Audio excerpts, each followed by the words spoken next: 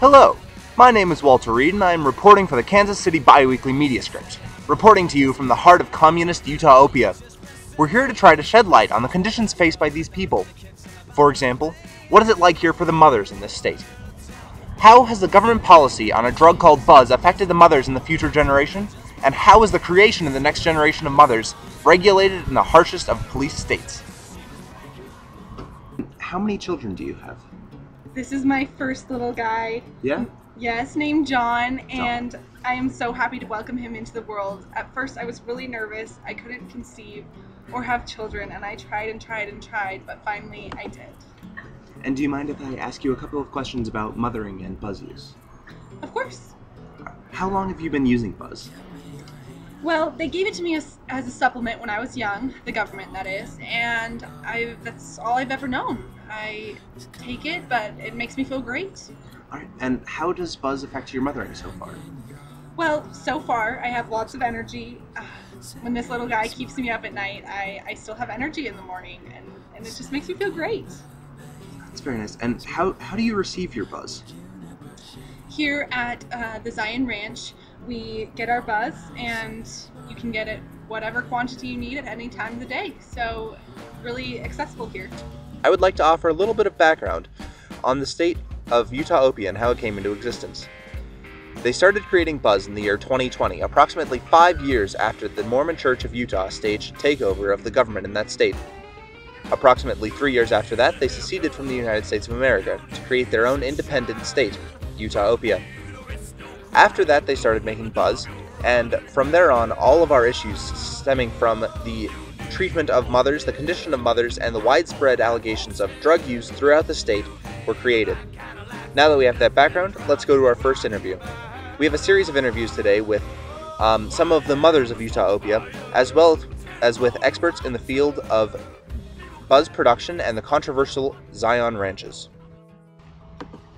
First of all, Frank, I'd like to ask you, how do they create the Buzz? Well, it's distilled from the venom of the stinger found in the Utah honeybee. It's quite useful in creating the Buzz, and it gives it a more potent effect. How does long-term Buzz use affect a person, aside from increased mothering skills? Well, it increases a person's social skills. We made sure that was one of the improvements that it would make. And it, over a long term, then it also affects a person's physical well-being. It affects the psychological well-being as well, but I think the most noticed effect is that mothers are much healthier for their purpose. Are there any negative effects at all of this use of Buzz? Negative effects, we've done many studies and it varies from person to person. We've recently perfected it so that we can now specify our dosage of Buzz to the person, so that it won't have negative side effects. We're still implementing this and it's in its beta phase, however, we expect it in the next few years. Alright, thank you. This might seem like a silly question, but do you think it was in the state's best interest to start using Buzz in the year 2020? It definitely was in the state's best interest, because we have never been more productive than we are today. The women I see in the Zion ranches I oversee are so productive. They get loads of laundry done every day, they cook, they take care of all their children, and for that reason, it's definitely in the state's best interest. Also, jobs are all contained within the industry of Buzz. We center around that. Of course, we have other industries, but that's our main one, and it really supplies our state with many, many goods. And of course, where do you see the state if this trend continues in, say, 10 years? I think we're just going to get better and better. More productive, more children, more mothers, and more jobs. Yeah.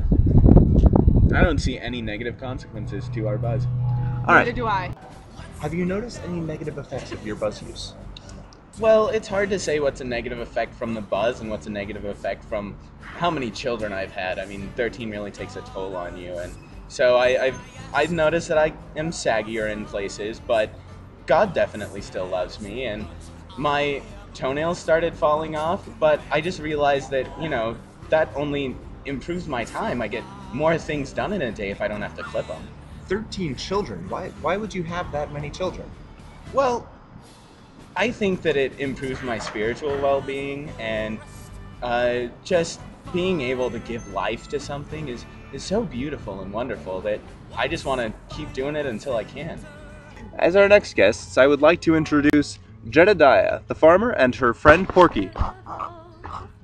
My first question for you, what's happening to your bees that you're growing? Well, it started about 50 years ago, and the bees started dying off. And lately, after 2020, when the government started using the bees to produce buzz, the bees have been sick. The bees have been dying. We produce lots and lots of bees, but lots and lots of bees die. They're not happy bees, Walter. How long have you grown these bees? Well, I myself have been a bee farmer for about 30 years, and Porky here is a first generation bee farmer. She's my bee snouting dog. Do you help to create buzz? No. The state makes its buzz. I just grow the bees, and I collect their honey routinely. And finally, do you think buzz is a good thing or a bad thing for the state? I think that buzz is a great thing because it powers our great state, and it supports the bee industry. First off, what exactly is a Zion Ranch?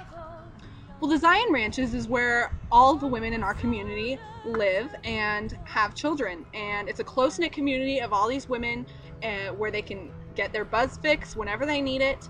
And they help ensure that everybody's children are safe. All right. Are there any men in these Zion Ranches? Yes, we do actually have men in the Zion Ranches. They're only the genetically superior ones. You want to talk about how we determine those? Yeah, sure. Our men they go through a fine process of physical examination, which they first have to pass before being allowed to become one of our subjects for baby production. And we also have a spiritual test that we put them through.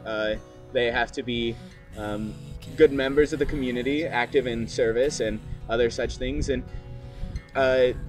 men usually work to try and be one of our subjects, and so it really just improves our company. Our men are just so strong and spiritually well. And both men and women are well treated in the Zion Ranches? They're very well treated, and women are very happy with their specific purpose of having children. And the government, now that we are a theocracy, has stated that women need to either be try and get pregnant, or taking care of their children. And all women in the Zion Ranches are very, very pleased to do that. All right. Well, thank you both for your time. Thank you. Thank you. So, Pitandra, how old were you when you started using buzz? Well, I was 18 when I first started using buzz as a legitimate way, but I began illegitimately at 16. I've repented and it's been forgiven of me. So young. Mm-hmm. How has using buzz affected your mothering? Well, I think that it improves my mothering. I mean, I get so much more done in a day, and I feel so energized, and it makes me feel just overall good. I mean, I feel like I'm being spiritually nourished, and it's just great. I don't think that I could make my life work without buzz. And now I'd like to introduce our next guest, Ms. Rosaline Johnson. Rosaline, how many children do you have? Well, I have 7. These are my twins, Billy and Bobby, and I'm soon gonna have 8. All right, and how old were you when you had your first child? Oh, I don't remember. It was a long time ago. I must have been 13, 14. 13, 14. And do you mind if I ask you some questions about your buzz use? Oh no, I love my buzz. How old were you when you first started using buzz?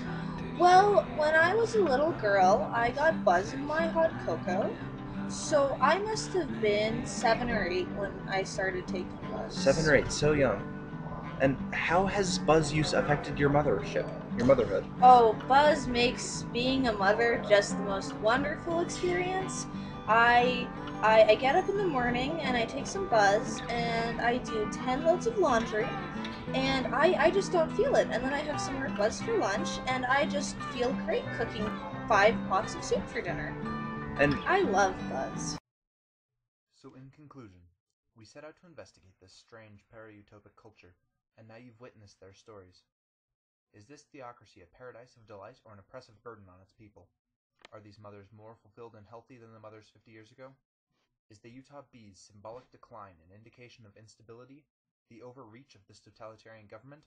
We've shown you the story. You make the calls. I'm Walter Reed, and this has been a Kansas City bi-weekly media production. Thank you.